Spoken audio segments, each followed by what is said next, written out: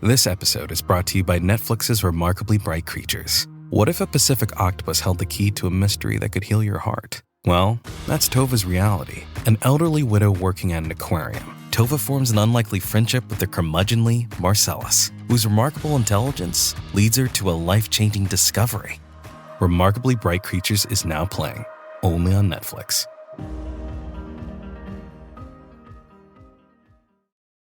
Salut à toutes, salut à tous. Benvenuti al Giro d'Italia, le Tour d'Italie qui commence aujourd'hui, le premier des 3 grands tours de l'année. La saison des classiques est définitivement terminée, place à la saison des grands tours et on commence avec ce Giro, un Giro où le suspense pour la victoire finale n'est pas forcément au rendez-vous parce qu'il y a un ultra favori en la personne de Jonas Vingegaard. Il n'y a pas vraiment grand monde face à lui, a priori qui pourrait aller le détrôner si tout se passe bien pour le Danois. Par contre, il y aura bien sûr d'autres intérêts, notamment des victoires d'étape, parce que c'est un tour assez peu montagnier comparé aux précédentes éditions du Giro ou même aux 3 grands tours en général. Et donc, Jonas Vingegaard, il ne va pas tout rafler. Il y en aura pour plein d'autres coureurs, des étapes à aller chercher. Bien sûr, une victoire d'étape sur un grand tour, c'est prestigieux. Il y aura aussi bien sûr une belle bataille pour le podium. Derrière, normalement, Jonas Vingegaard, les places des 2 et 3. Là, il y aura vraiment un beau match entre tous les meilleurs grimpeurs.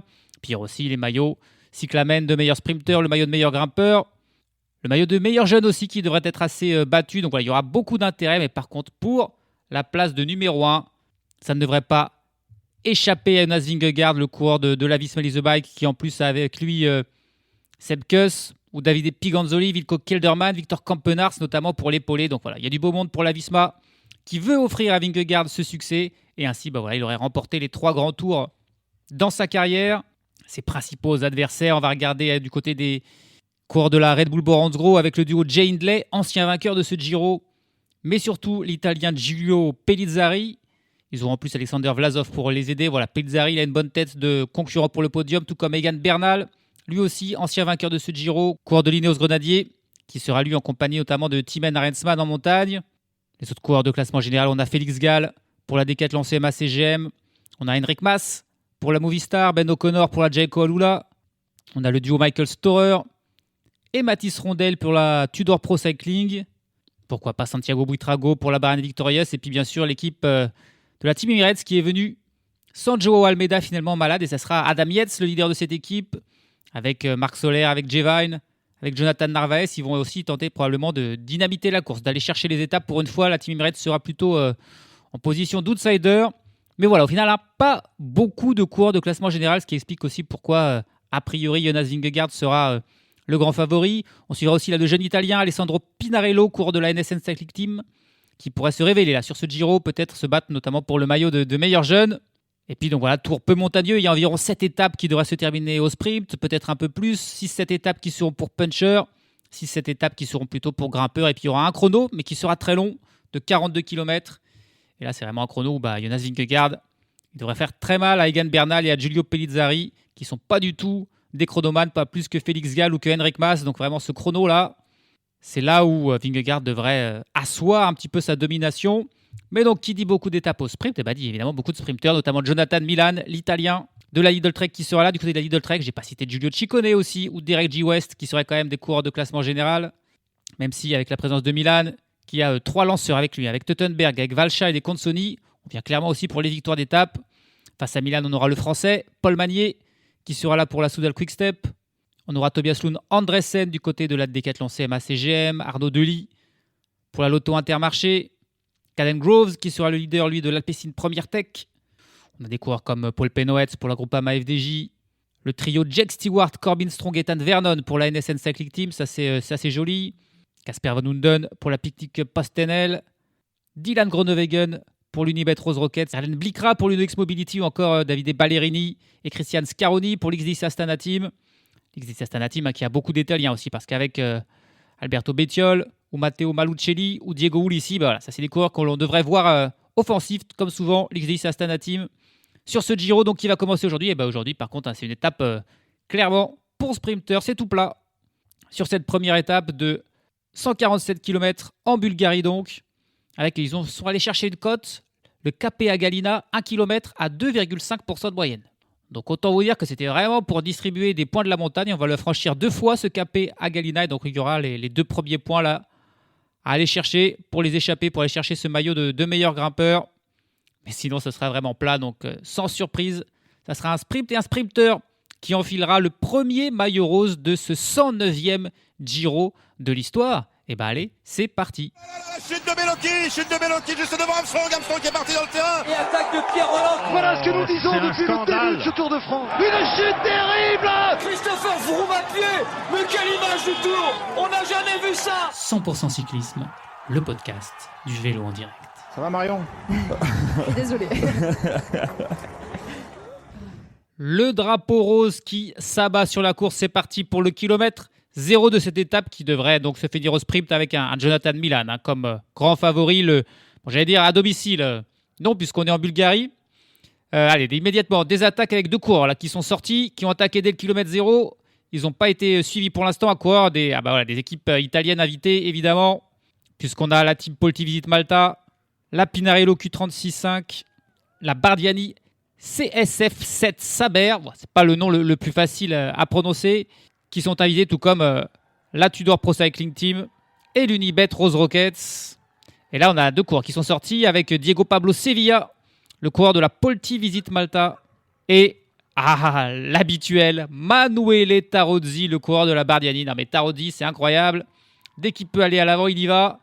Et là, c'est deux coureurs qui sont immédiatement sortis, qui ont bien sûr des ambitions probablement sur le maillot de meilleur grimpeur à aller chercher aujourd'hui. Pour l'instant, on ne les a pas poursuivis. Le peloton qui est tranquille derrière, qui roule pépère, et ces deux coureurs qui sont sortis dès le kilomètre 0. Ça pourrait être ça vraiment le scénario du jour pour une première étape qui s'annonçait tranquille. Et au vu de ce tout premier kilomètre là, avec ces deux coureurs qui sont sortis, c'est bien parti en effet pour être une étape de transition avant même qu'on ait commencé quoi que ce soit à transitionner. On est parti depuis une dizaine de kilomètres désormais et les deux hommes s'approchent des 2 minutes d'avance. Diego Pablo Sevilla, Manuele Tarozzi, personne d'autre qui n'a essayé de les rejoindre. Le peloton qui les a laissés filer. Et voilà, on se dirige donc vers une échappée à 2 aujourd'hui pour ces deux coureurs. Le peloton qui a déjà quelques équipes qui se mènent à rouler. On voit Gebrek Zabier pour les Lidl Trek, Alco Bastians pour la Soudal Quick Step, mais aussi Artige de Vries pour l'Unibet Rose Rockets. Voilà, les équipes de Jonathan Milan, de Paul Magnier et de Dylan Groenewegen qui roulent. C'est vrai que Groenewegen est de retour un petit peu en forme. Attention à lui pour ses arrivées au sprint sur ces étapes toutes plates. Il est très fort, ça pourrait être la petite surprise s'il venait à s'imposer au sein de l'Unibet Rose Rockets, une équipe de deuxième division qui participe pour la première fois de son histoire au Giro et même à un grand tour tout simplement. Et je pense qu'il va falloir attendre un certain temps pour avoir un petit peu d'excitation dans cette étape. On est à 138 km de l'arrivée et on a encore bien 50-60 km à faire avant d'arriver à la première ascension entre guillemets du jour, puisqu'elle ne fait que 2,5% sur 1,1 km de long. Mais voilà, Tarozzi et Sevilla, qui ne sont pas dans la même équipe, devraient batailler ferme pour aller chercher les 3 points qu'il y aura à prendre au sommet pour celui qui passera en tête, 2 points pour le second et puis 1 point pour le troisième au sommet de ce Cape Aguilina. 100 km de l'arrivée, les deux hommes de tête ont 1 minute et 50 secondes d'avance sur le peloton qui stabilise l'écart juste en dessous des 2 minutes on va dire pour ne prendre aucun risque sans vraiment forcer. Ils tiennent les deux hommes de devant, les deux petites équipes italiennes invitées de Leo Locometa et de la Bardiani. À une distance raisonnable d'eux, pas de souci. On a largement le temps de faire des échappées. Manuele Tarozzi, j'ai l'impression de le faire tous les mois. Donc on va s'intéresser à Diego Pablo Sevilla, qui lui aussi prend quand même aussi souvent les échappées. L'Espagnol de la Team Polti Visit Malta qui a 30 ans, c'est un coureur donc habitué à rouler, mais seulement dans les divisions inférieures. Au niveau amateur jusqu'en 2017, avant de rejoindre la Polartec Cometa en 2018, qui a évolué alors au niveau continental. Et petit à petit, cette Polartec Cometa est devenue Leolo Cometa en 2021 quand elle est montée au niveau Pro Tour. Et désormais, c'est la Team Polti Visit Malta. Il n'a donc jamais changé d'équipe. Il est resté dans son équipe, même si à la base, la Polartec Cometa, c'était une équipe espagnole. Désormais, la Polti Visit Malta, c'est une équipe italienne, mais c'est toujours, on va dire, la même structure. Et Diego Pablo Sevilla, il y est resté toute sa carrière, lui qui n'a jamais remporté la moindre course dans sa vie professionnelle et même aucun podium dans une course majeure, aucun top 3. C'est donc une dure vie de cycliste pour Diego Pablo Sevilla qui participe au Giro pour la 2e fois de sa carrière. Il y était là en 2023. Il avait réussi déjà à terminer, c'était un exploit. Il avait terminé 96e. Par contre, sur les étapes, 66e au mieux pour Diego Pablo Sevilla. On verra s'il sera capable de faire mieux cette année. Pourquoi pas aller chercher au moins pour quelques jours ce maillot de meilleur grimpeur. Lui que l'on a aussi vu sur les monuments italiens, évidemment. Milan-San Remo et le Tour de Lombardie. 51e de Milan-San Remo en 2024 comme meilleur résultat. Diego Pablo Sevilla, c'est plutôt, on va dire, un puncher, mais voilà, d'un niveau assez modeste. Donc là, il se fait plaisir à l'avant avec l'infatigable Manuele Tarozzi. Les deux coureurs qui, pour l'instant, s'entendent bien. Et probablement que dans une trentaine de kilomètres, quand viendra l'ascension, entre guillemets l'ascension, ils vont se batailler un petit peu, se livrer un petit sprint pour aller chercher les 3 points au sommet. Allez, on va enfin avoir un peu d'excitation. On arrive à 500 mètres du sommet du Cape Agalina. On est à 63 km de l'arrivée. L'écart qui oscille entre 1 et 2 minutes. Là, on est à 1 minute et 47 secondes d'avance pour Sevilla et Tarozzi sur le peloton. Mais pour eux, c'est maintenant que ça se joue. Hein. La victoire d'étape, il n'y a littéralement aucune chance. Par contre, s'ils sont là, c'est pour le maillot de meilleur grimpeur. On va le franchir à 2 reprises. Il y a donc 6 points à prendre au maximum pour celui qui passera en tête les 2 fois. Il pourrait aussi terminer ex aequo. 5 points partout si jamais l'un passait en tête la première fois. Puis second la deuxième fois. On va voir ça. A priori, Tarozzi, normalement, est un petit peu meilleur que Sevilla. Pour l'instant, c'est Tarozzi qui mène à 150 mètres de la ligne. Devant Diego Pablo Sevilla. Et allez, Diego Pablo Sevilla qui tente de surprendre Tarozzi en passant devant lui. Tarozzi qui prend la roue de Sevilla. Mais pour l'instant, Sevilla qui fait le plus gros effort. Et qui va aller en fait s'imposer assez facilement. Diego Pablo Sevilla qui a surpris Manuele Tarozzi. Les 3 petits points pour Diego Pablo Sevilla qui, voilà, avec son profil de puncher, a fait une accélération un petit peu plus rapide que Tarozzi qui lui était sur un rythme un petit peu plus long, plus en puissance. Mais en fait, une fois qu'il a perdu 1 ou 2 mètres, Diego Pablo Sevilla a pu prendre les 3 points. Voilà, le premier passage d'intérêt du jour. On va en avoir un autre dans pas très longtemps parce qu'on va arriver dans une dizaine de kilomètres, un sprint intermédiaire. Alors, Tarozzi et Sevilla vont-ils se battre pour ce sprint intermédiaire? Peut-être, mais surtout dans le peloton, il y aura des points à prendre pour le classement du meilleur sprinter. Et on va voir si tous les sprinters qui vont avoir l'ambition de remporter le maillot cyclamen vont se battre pour aller chercher les 5, 3 et 1 point qui resteront pour le peloton derrière les 2 échappés. On arrive à ce sprint intermédiaire qui offrira des points pour donc, les 5 premiers qui passeront en tête. Pour l'instant, c'est Manuele Tarozzi qui mène devant Diego Pablo Sevilla. Les 2 hommes qui n'ont pas l'air de se livrer le sprint. Et ça va être Manuele Tarozzi qui passe en tête, qui prend les 12 points, qui prend la petite prime qui va avec. Il a perdu le sprint de la montagne. Il remportera au moins ce sprint intermédiaire. Même si évidemment, au vu des points qu'il y aura à prendre pour le vainqueur final, il ne pourra pas être porteur du maillot cyclamen demain. Mais plus intéressant devrait être peut-être le sprint du peloton. Quelques points pour ce classement du maillot de meilleur sprinter à aller chercher pour les grosses cuisses. Tout à l'heure, dans le peloton, personne ne s'est soucié du petit point qui restait à prendre au classement de la montagne. C'est Heiko Bastians, là en menant le peloton, qui a pris ce point. Mais là, peut-être qu'un autre coureur va sortir. Même si le scénario de la course est vraiment terrible. C'est toujours les 3 mêmes coureurs des 3 mêmes équipes qui roulent. 2 minutes d'écart entre les échappés et le peloton qui approche à son tour de ce sprint intermédiaire. Et clairement, Jonathan Milan était intéressé parce que là, d'un seul coup, il jaillit dans la roue de Max Walscheid. Est-ce qu'on a quelqu'un d'autre d'intéressé? On a Caden Groves aussi qui va aller faire le sprint. Et c'est en gros un duel entre Milan et Caden Groves. Les 2 seuls coureurs intéressés, c'est Milan qui passe en tête devant Caden Groves. Le dernier petit point sera pour Max Walscheid qui a lancé Jonathan Milan. Et voilà, on n'a pas vu de Tobias Lund Andresen, pas Nardo Deli, pas de Groenewegen, pas de Paul Magnier. Seuls Caden Groves et Jonathan Milan sont allés chercher ces points-là. Et Milan n'a pas eu besoin de forcer trop pour prendre ces petits points-là. Même si l'important aujourd'hui, c'est la victoire pour Jonathan Milan. On est de retour sur ce Cape Agelina. Difficile de parler de montagne pour cette ascension. Sevilla et Manuele Tarozzi ont 2 minutes et 10 secondes d'avance sur le peloton. Tranquille, 41 km de l'arrivée. Ils vont pouvoir se disputer ces points-là de nouveau. On a vu que Sevilla avait un bien meilleur punch que Tarozzi, ce qu'il en sera de même sur ce deuxième passage. Et ainsi, Diego Pablo Sevilla s'assurerait le maillot de meilleur grimpeur sur le podium ce soir, sur l'étape demain. Et là, les 2 coureurs qui sont côte à côte. Personne qui ne veut mener l'autre. 100 mètres de la ligne, Diego Pablo Sevilla qui met son accélération. Alors là, il est clairement au-dessus finalement de Manuele Tarozzi dans ses efforts très courts. Il met 20 mètres d'avance. Diego Pablo Sevilla, pas de souci. Il passe en tête, il prend les 3 points. Tarozzi en prend 2. L'Espagnol de la team Paul Tidis Malta sera le premier à porter le maillot bleu de meilleur grimpeur sur ce Giro. Désormais, plus que 40 km à faire avant l'arrivée. Il y aura quand même un dernier point d'intérêt, c'est le sprint Red Bull. C'est un sprint qui ne donne pas de poids pour le classement de meilleur sprinter, mais qui donne des petites secondes de bonus, 6-4 et 2 secondes. Il aura lieu là aussi dans une dizaine de kilomètres, donc les 6 et 4 devaient être pour l'échapper. Il y aura 2 secondes à prendre pour le peloton, on verra si quelques leaders voudront aller les chercher. Tiens, une petite attaque là dans le peloton, juste au moment où les échappés arrivent à ce fameux sprint Red Bull avec des secondes à prendre. 2 coureurs de la Lotto Intermarché qui tentent de sortir. Alors j'ai pas eu le temps de voir qui c'était parce que là les 2 échappés arrivent à ce sprint et ils se le disputent un petit peu là, avec Tarozzi qui lance, Diego Sevilla dans sa roue et cette fois-ci Manuel Tarozzi, quoique c'est encore un petit peu loin, 100 mètres, est-ce qu'il va tenir jusqu'au bout pour aller là aussi passer en tête, prendre les secondes bonus. Il a fait un gros effort là cette fois-ci. Diego Pablo Sevilla il lui a pas donné, mais c'est bien Tarozzi qui passe en tête, qui prend 6 secondes et la prime qu'il y a pour celui qui passe en tête. C'est Lennart Van Etvelt qui est sorti pour la Lotto Intermarché accompagné d'un équipier. Peut-être en attaquant un petit peu, il espérait aller prendre les 2 secondes. Mais le peloton qui revient sur lui, mené cette fois-ci par la Team Emirates. Ok, il y a de l'excitement d'un seul coup dans le peloton. On se bat pour aller chercher ces 2 secondes. Lennart Van Etvelt, il fait un gros effort là. Peut-être pour pas grand-chose. C'est Marc Soler qui roule derrière. Suivi par Antonio Morgado. Et Morgado qui fait le gros effort, qui rattrape Lennart Van Etvelt. Et Morgado, il fait ça pour éviter que d'autres leaders prennent des secondes.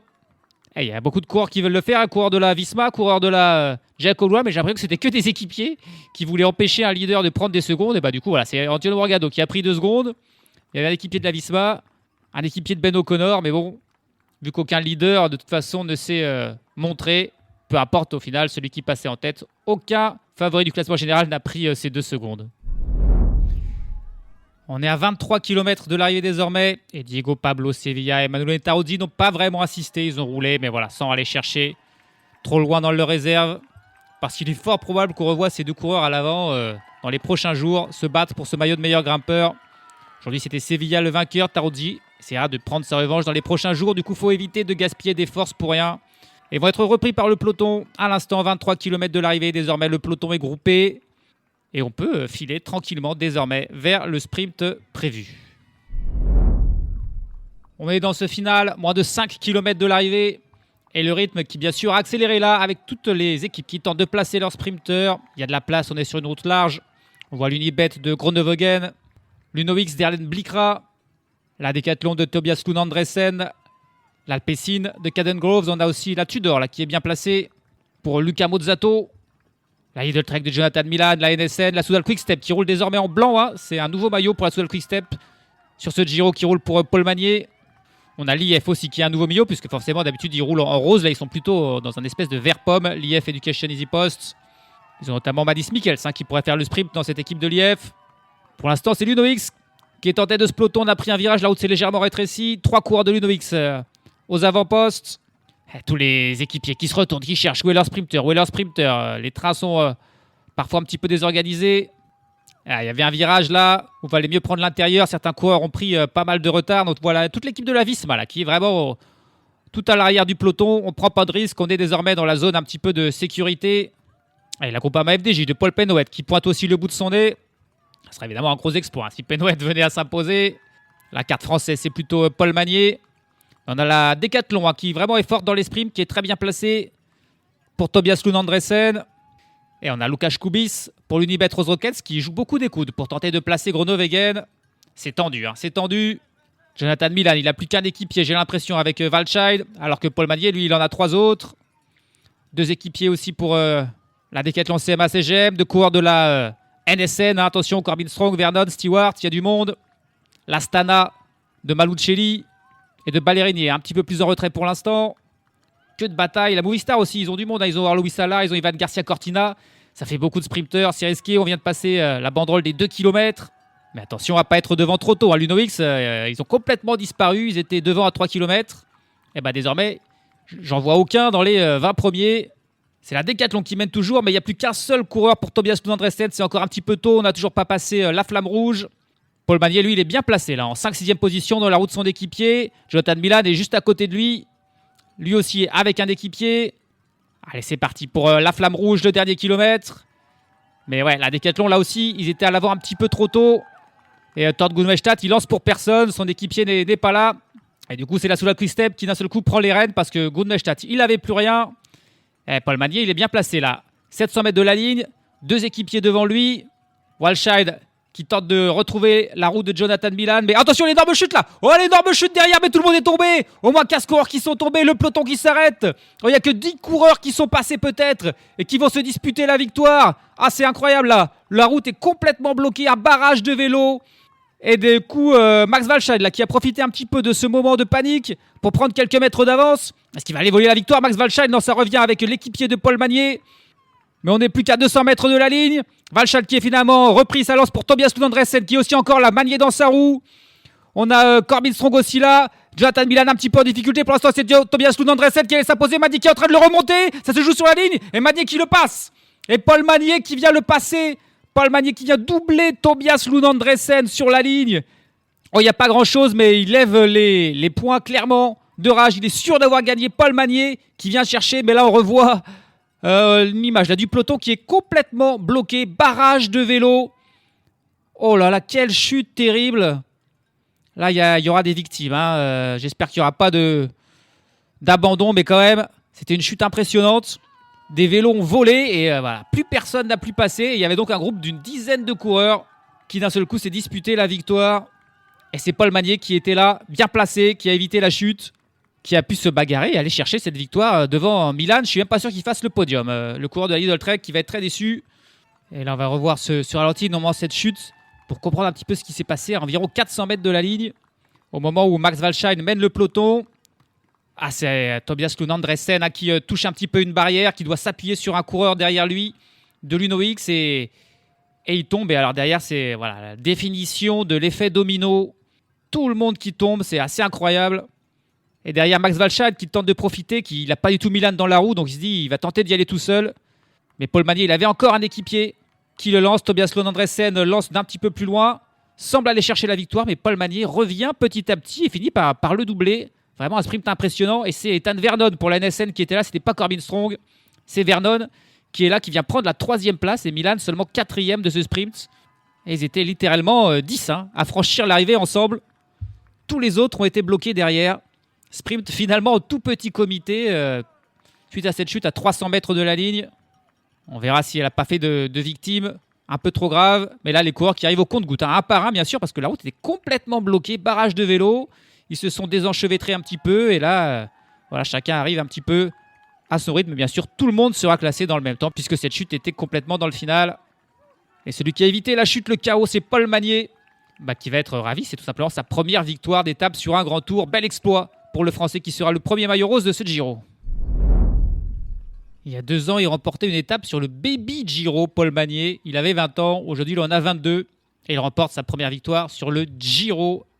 Le vrai, le grand, première victoire donc sur un grand tour, mais pas du tout sa première victoire au niveau World Tour. J'ai remporté des étapes sur le Tour de Pologne, et puis bien sûr, l'an passé sur le Tour du Guangxi. Il avait remporté 5 des 6 étapes sur le Tour de Guangxi. C'était un petit peu la folie pour Paul Magnier, mais c'est bien sûr beaucoup moins prestigieux qu'une victoire sur le Giro. C'est chose faite, après 2 victoires sur le Tour de l'Algarve en février. Il n'avait plus gagné depuis. Et incroyable, c'était pas forcément le grand favori, c'était Milan, mais il a parfaitement géré le sprint pour aller remporter cette première étape sur le Giro et porter le maillot de leader. Il devance donc Tobias Lund Andresen, qui était vraiment bien parti pour gagner, finalement remonté par Magnier. Ethan Vernon 3e, Jonathan Milan 4e.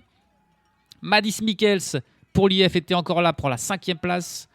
Giovanni Lonardi pour la Team Polti Visite Malta fait 6e devant Pascal Ackermann de la Jayco Alula. Et puis c'est tout, en fait, c'était les 7 sprinteurs qui étaient là, puisque les 8, 9 et 10e places sont les équipiers Goodmestad, Walscheid et Van Gestel pour la Soudal Quick-Step. Et voilà les 10 coureurs qui ont fini ensemble. Plus de 2 minutes après, les premiers coureurs qui ont pu passer du peloton sont arrivés. Tout le monde classé dans le même temps. Mais voilà, un final vraiment très très spécial. Sans le moindre abandon, mais on a des coureurs comme Matteo Moschetti qui est arrivé en dernier, ou Erlen Blikra en avant-dernier, Caden Groves 180e, Dylan Groenewegen 177e. Voilà, ça ce sont les coureurs tout simplement qui sont tombés. Ces bons sprinteurs qui devaient se battre pour la victoire, qui ont été le dernier à repartir. Le temps de se remettre de leurs blessures. On verra s'ils repartiront tous demain. Ils n'avaient que 300 mètres à faire aujourd'hui, donc ils ont fini. Mais probablement qu'il y a des blessures un petit peu plus graves pour ces coureurs. dans ce final vraiment chaotique. C'est toujours comme ça. Une première étape de grand tour, les risques de chute sont élevés, surtout quand la première étape se termine par un sprint. Et ça n'a pas raté aujourd'hui avec cette chute là massive à 60-70 km/h de moyenne. Ça peut que secouer. Paul Magnier, donc nouveau leader avec 4 secondes d'avance sur Tobias Lund Andresen et Manuel Tarozzi. Ethan Vernon et Diego Sevilla sont à 6 secondes. Morgado, qui a pris 2 petites secondes bonus, est 6e à 8 secondes. Puis suivent Milan, Michels et les sprinteurs du jour. Paul Magnier aussi leader du classement par points devant Andresen et Vernon. Et puis au classement de la montagne, Diego Pablo Sevilla a pris 6 points. Manuel Tarozzi en a pris 4. Ce sont Heiko Bastien et Artich De Vries, deux coureurs qui ont été en tête du peloton toute la journée, qui ont pris chacun un point. Paul Magnier, du haut de ses 22 ans, est aussi leader du classement de meilleurs jeunes devant Tobias Lund Andresen et Antonio Morgado. Demain, est-ce que Paul Magnier pourra sauver son maillot ? C'est possible, mais c'est pas sûr. C'est bien, c'est-à-dire que déjà il y a un petit peu de suspense. On sera toujours en Bulgarie. On aura 3 cols de 3e catégorie, autrement dit des vraies ascensions, pas comme aujourd'hui. Et notamment la dernière, le monastère de Liaskovets, 4 km à 6,6% de moyenne, et qui est situé à une quinzaine de kilomètres de l'arrivée. Autrement dit, les punchers, les meilleurs grimpeurs des sprinteurs vont tenter d'aller vite, de sortir dans cette ascension pour finir, parce qu'ensuite, il n'y a quasiment que de la descente ensuite jusqu'à l'arrivée, même si, attention, l'arrivée est aussi en montée. En fait, les 800 derniers mètres sont à près de 5% de moyenne, en plus partiellement pavés, donc ça sera très difficile. Ça sera pour des coureurs très costauds. Demain, ça sera une étape un petit peu plus, même beaucoup plus indécise qu'aujourd'hui. On ne pouvait pas faire moins indécis qu'aujourd'hui, c'était sûr, il y aura un sprint. Demain, ça sera autre chose. On verra si Magnier pourra sauver son maillot rose et qui sera capable d'aller chercher la victoire d'étape. Salut à tous, salut à toutes.